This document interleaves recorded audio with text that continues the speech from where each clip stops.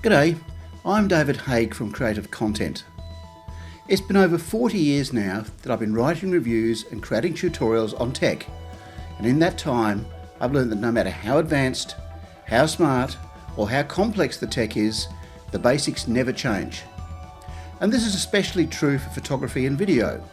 So I'm putting together a bunch of quick tutorials covering the basic things that all video makers and photographers need to know, but sometimes beginners find a little hard to work out.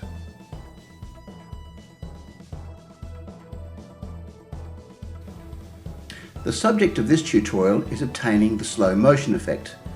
But before I get into the nitty-gritty, it's necessary to understand what slow motion is in terms of videography. Normal video is shot at between 25 frames and 30 frames per second, and by increasing this frame rate, then playing it back at a slower rate, effectively it slows the footage down.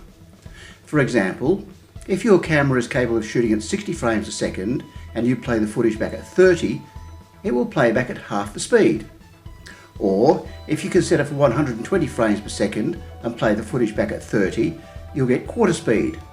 At 240 frames per second, you get 1/8 speed, and so on. And that is pretty much it. Well, mostly. Many cameras will do 60 frames per second. The DJI Action 4 goes one better and will let you shoot 4K at 120 frames per second, as will the GoPro Hero 11 and 12, which will also do 240 frames per second, albeit at a lesser 2.7K resolution. A Panasonic Lumix GH6 and the Sony a7S III will too, but the trade-off is they will only shoot at this rate in 1080p. Check your camera specifications in its manual or on the manufacturer's website to see what your camera is capable of.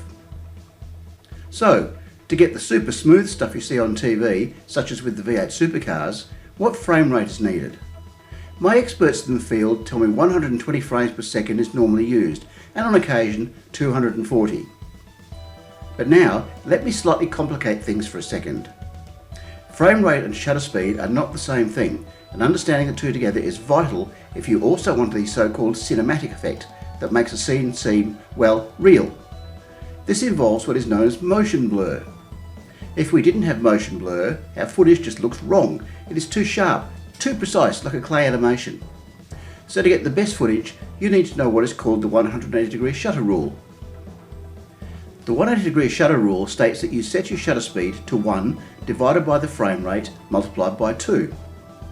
So, at a frame rate of 24 frames per second, the correct shutter speed is 1/48 of a second. For 30 frames a second, a shutter speed will be 1/60 of a second. And now, as we talk about changing the amount of light coming to the sensor, we also need to take into account the aperture, which will affect the depth of field, as discussed in video 2 of this series. As always, practice makes perfect, so to get the best you can, simply experiment with different conditions and shutter speeds, frame rates and aperture, so you can immediately dial them up as needed.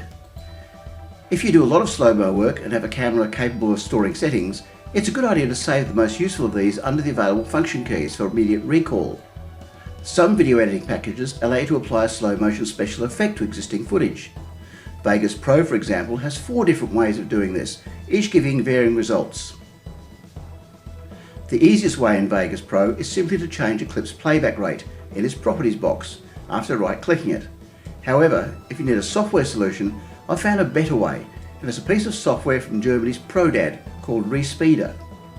It's been around a while, and I've just heard from the company they've released version 2, which apparently is even better. A trial version is available for free from their website. Finally, you might be interested to know the fastest shutter speed ever attained. Engineers at INRS Research Centre in Canada have developed the world's fastest camera. This can shoot at an astonishing 156.3 trillion frames per second. The researchers say that capturing new ultra-fast phenomena could help improve fields like physics, biology, chemistry and engineering. That's a very brief overview explaining slow motion with frames per second and shutter speed.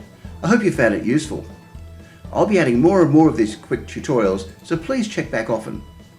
In the next video, I'll be discussing microphones and how not all mics are equal, especially when it comes to recording for video. Once again, I'm David from Creative Content. I hope you hit the like button and subscribe to this channel. This will let you know when new tutorials are available. And do leave any comments or contact me on david@creativecontent.au. All critiques as well as compliments help me make these tutorials better and address the subjects that you want. Until next time, thanks for watching. Oh, one more thing. If you use a GoPro or other action type camera, I think you'll like my free 60-page e-magazine. You can download it from my website at www.creativecontent.au and select the option in the menu bar.